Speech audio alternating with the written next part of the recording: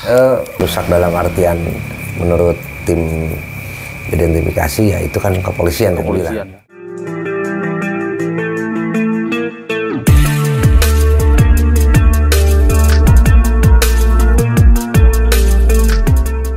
Warahmatullahi wabarakatuh. Waalaikumsalam warahmatullahi wabarakatuh. Sahabat Indra dan teman-teman subscribe Subang Hijau atau channel Bang Jack. Iya.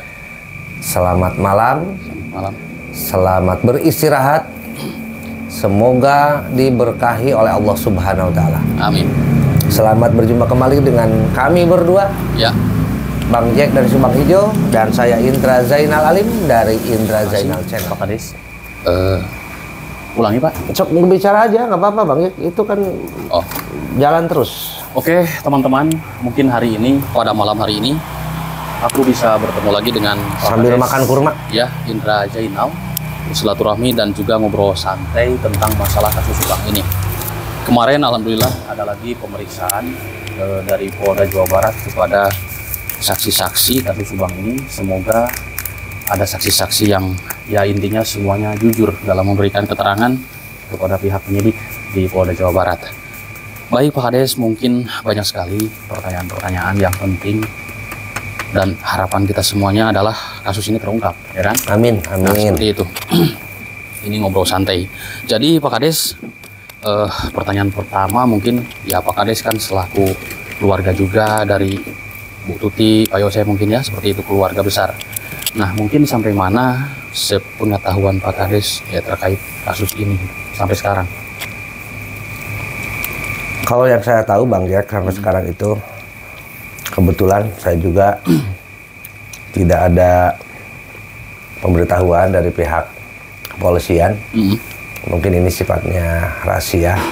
Iya pasti. Rahasia dalam arti karena kapasitas saya hanya sebagai kepala desa gitu, dan saya juga tidak terlalu banyak tahu tentang awal kejadian karena saya hanya tahunya posisi setelah kejadian itu rame. Iya. Dan saya dihubungi oleh Pak RT. Langsung ke TKP. Nah, langsung ke TKP dan kebetulan itu jam berapa Pak Kades? Waktu Pak Kades sekitar jam 8 kurang seperempat. Jam 8. Oh, berarti Pak Syed udah ada di situ ya? Kan jam Sudah 7.15. banyak orang. Oh, sudah banyak orang. Sudah banyak kan orang. Jam 7.15 ya, menurut kabar di Sudah berita banyak seperti orang. itu. Dan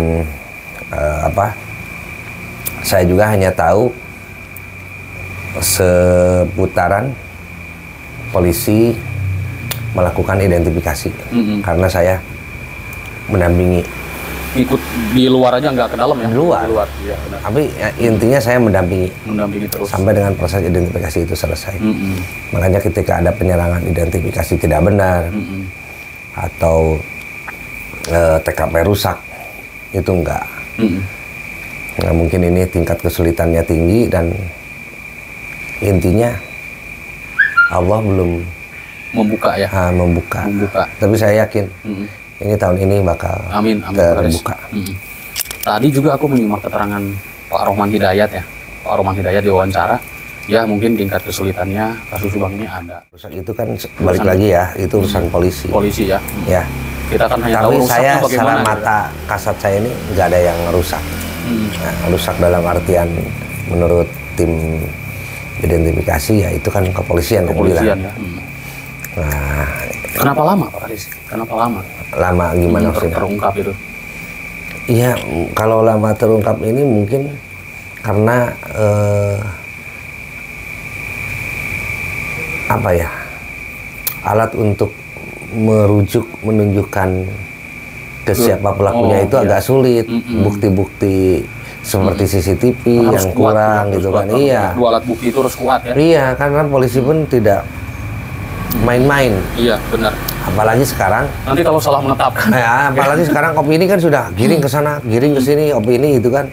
Ketika polisi menetapkan tanpa dasar yang kuat, dia akan timbul opini yang lain lagi. Bener Pak Kades. Nah, di channel saya aja sampai ada yang bilang Kades ini maunya Danu yang tersangka kan gitu.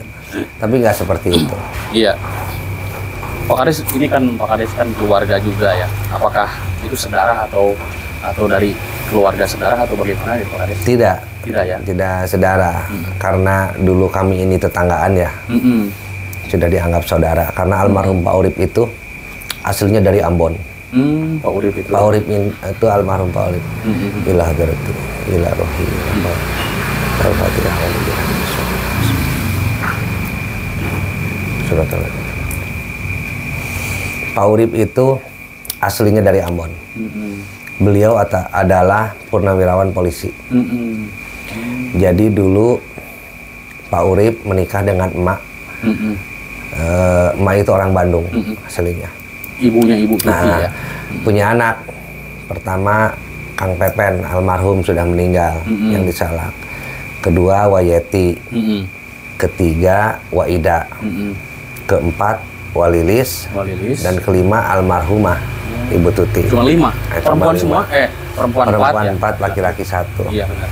Nah karena Pak Urip ini sudah pensiun, masa pensiun, kemudian rumahnya hanya ini rumah saya, ini rumah Bapak, Pak Urip, cuma kehalangan 1.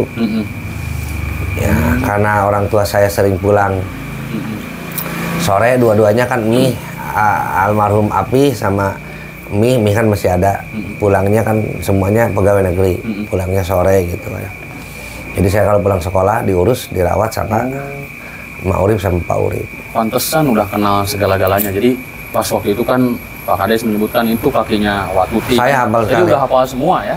Kaki Watuti, kaki Ida, kaki Wayeti, kaki Walilis, hampir mirip semua. Kaki anak-anak Mak Urip itu. Pantesan langsung spontan ya? Iya. Itu kan kakinya. Saya udah keyakinan bahwa itu adalah kaki Wak Nung. Wak Nung, iya. Ibu Tuti ya? Walaupun kelihatan dari jauh, Pak, itu ada kaki katanya. Udah yakin saya itu ke Wak Nung. Cuma saya punya keyakinan waktu itu Amel diculik. Itu karena belum tahu ada. Nggak tahu. Oh, pantesan. Yang terlihat hanya kaki. Hanya kaki Ibu Tuti ke atas. Aduh, ngeri kasus ini Mang Pak Kades. Kalau Ibu Nung ya almarhumah Ibu Tuti dulu kan ya alhamdulillah ya, ini kan banyak sekali orang yang mendoakan, orang baik lah intinya. Karena apa? Disebut ya, kita menyebut sangat baik sekali karena tadinya kita tidak kenal dengan siapapun. Adanya kasus ini kok jadi pada kenal semuanya, pengen membahas seperti itu. Apakah itu tandanya gitu Pak Kades? Kita sambil kirim doa ke tandanya gitu. Orang baik. Dan Wak Nung ini orangnya tidak pernah bercerita ke siapa saja. Jadi tidak ngumbar. Almarhumah ini tidak ngumbar. Ada masalah di keluarga juga mungkin. Paling yang sering ceritanya itu ke Walilis. Curhatnya. Tidak ke siapa saja, tidak sembarang orang. Kan orang kadang suka ember ya. Ada bertengkar dengan suaminya, ngomong ke tetangganya. Wak Nung ini tertutup. Gitu. Yakin 100% ya terungkap lah kasusnya? Yakin, saya yakin. Ya, amin. Saya yakin, dan mohon maaf sekali lagi kepada para komentator atau netizen juga. Bukan berarti, sekali lagi saya bukan berarti mematahkan ada statement di channel YouTube yang lain seolah-olah akan menjurus ke sana. Saya seperti mematahkan, bukan. Jadi saya sering berbicara sesuai fakta aja dulu. Iya. Karena selama ini kan Danung ini kadang ngomongnya sepenggal. Iya benar.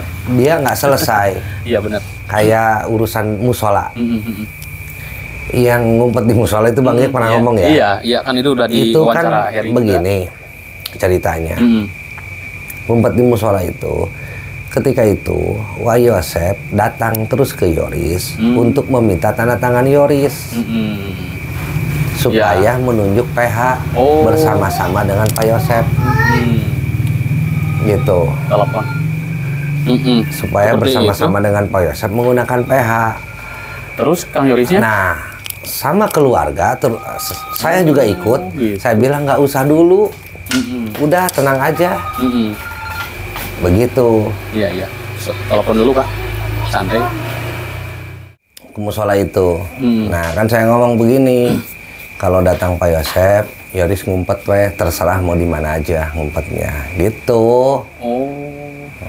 itu. Ngajak Danu mungkin ya. Iya, ngajak Danu. Itu tuh karena memang sering kedatangan. Ini saya bahas lagi ya. Iya. Saya tidak bermaksud mengungkap kembali perseturuan yang dulu gitu. Antara Pak Yosep dengan Yoris, bukan. Iya. Tapi supaya ini lurus nih pemberitaan tentang ngumpet di musola. Ngumpet di musola itu karena Pak Yosep waktu itu datang terus ke Yoris untuk tanda tangan surat kuasa. Ya, kemarin kan mendengar Danu juga memang kan bercerita seperti itu, tapi penjelasannya kan kurang jelas Pak Kades. Ya makanya semenggal. Makanya akhirnya timbul lagi. Harusnya kan dari awal gitu bagaimana. Jadi menyimak keterangan Danu itu kadang bingung. Coba kayak Aerok. Gimana? Saya sempat tanyakan Aerok itu. Ya nanti aja sama yang bersangkutannya, sama Yoris. Iya. Kalau udah beres ya. Nah, kalau udah beres memberikan keterangan. Ini kan belum semua. Danu juga belum ada panggilan. Kayak Aerok juga. Kayaknya ceritanya bukan begitu deh, Aerok itu. Si Gana gitu cerita. Itu, Bang Jack. Ya mungkin harus disinkronkan lagi juga dengan Dedi juga kan keterangannya seperti itu. Nah, kalau Dedi betul. Ada kemungkinan, ini kalau keterangan Dedi nih. Ada kemungkinan memang Yoris menggunakan aplikasi di handphone.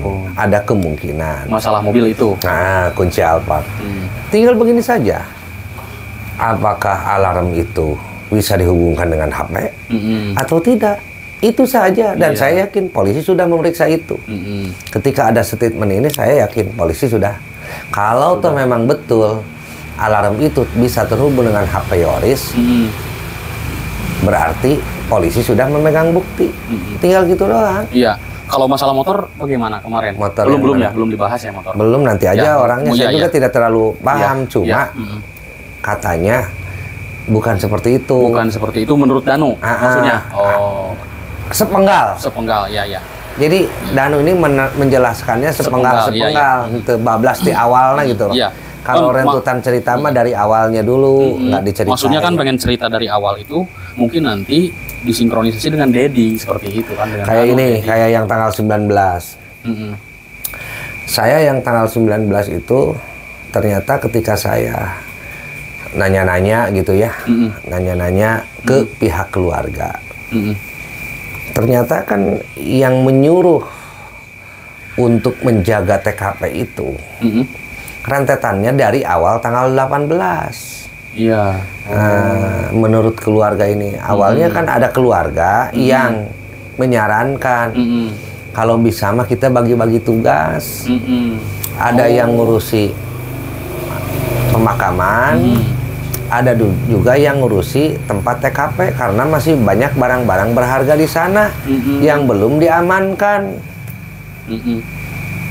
Bisa aja jelema asup, bener nggak? Walaupun itu tanggung jawab polisi.